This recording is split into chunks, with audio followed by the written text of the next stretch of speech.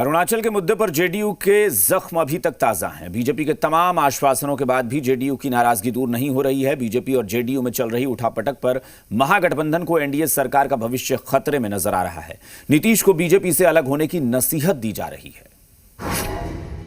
अरुणाचल पर बाकी है आक्रोश। ऐसे में इतनी ट्रस्टेड पार्टी के साथ इस तरह का बर्ताव जो है वो ठीक नहीं है। जेडीयू का गुस्सा नहीं हुआ शांत। कि ऐसी घटनाओं की पुनरावृत्ति नहीं हो तो बेहतर गठबंधन के लिए यही अच्छा। जेडीयू बीजेपी संबंध पर संकट। कि 2020 की भाजपा पर प्रश्न चिन्ह खड़ा हो गया है। अरुणाचल मुद्दे पर जेडीयू के जख्म अभी ताजा है। रह रहकर जेडीयू को ये जख्म कष्ट दे रहा है और जेडीयू इसके लिए बीजेपी को जिम्मेदार ठहरा रही है। बार बार जेडीयू यही दुहाई दे रही है कि दोस्त होकर बीजेपी ने ये अच्छा नहीं किया। वहां पे अपनी सबसे विश्वस्त और एकमात्र बची हुई सहयोगी पार्टी के साथ इस तरह का बर्ताव दिल दुखाने वाला है, कष्ट देने वाला है और तकलीफ बढ़ाने वाला है। हमारे राष्ट्रीय अध्यक्ष आरसीपी सिंह का इस पर आ भी गया है।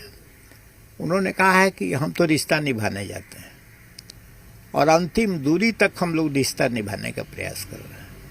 इसलिए हम लोगों का प्रयास होगा कि ऐसी घटनाओं की पुनरावृत्ति नहीं हो तो बेहतर गठबंधन के लिए यही अच्छा हो। 2005-10 की जो लय था गठबंधन का, वो लय की दुनिया प्रशंसा करती थी। आखिर क्या कारण है कि 2020 की भाजपा पर प्रश्न चिन्ह खड़ा हो गया है।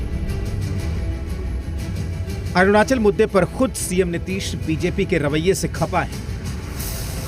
नीतीश कुमार ने दूसरी दफा इस बात को दोहराया कि चुनाव जीतने के बाद सीएम बनने की उनकी लालसा नहीं थी। उन्होंने बीजेपी से अपील की थी कि वो चाहे तो अपना सीएम बना सकते हैं। हालांकि बीजेपी बार बार ये दावा कर रही है कि अरुणाचल के सियासी घटनाक्रम का बिहार में बीजेपी जेडीयू के रिश्तों पर कोई असर नहीं पड़ेगा। सांकेतिक प्रतिकार कर करके जनता दल चूक गए, क्योंकि नीतीश कुमार भाजपा के अनुकंपा पर मुख्यमंत्री हैं, तो सष्टांग बन करके भाजपा की गुलामी उन्होंने स्वीकार कर ली।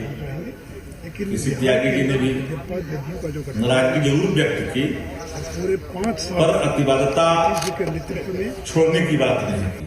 तो निश्चित रूप से ये भाजपा उसको निगल जाएगी। और आपने देखा कि क्या स्थिति भी जो आपके नॉर्थ ईस्ट स्टेट में जो स्थिति हुई वो धीरे धीरे बिहार में हो जाएगा। कल एक अजगर की तरह जो भाजपा जो है वो जदयू को निगल जाएगा। इसलिए पहले भी हुआ है। भारतीय जनता पार्टी के एमएलए थे पिंटू जी सीतामढ़ी के, वो एमपी का चुनाव लड़े जेडीयू से। इसीलिए इसको इस दृष्टिकोण से देखने का कोई मतलब नहीं है।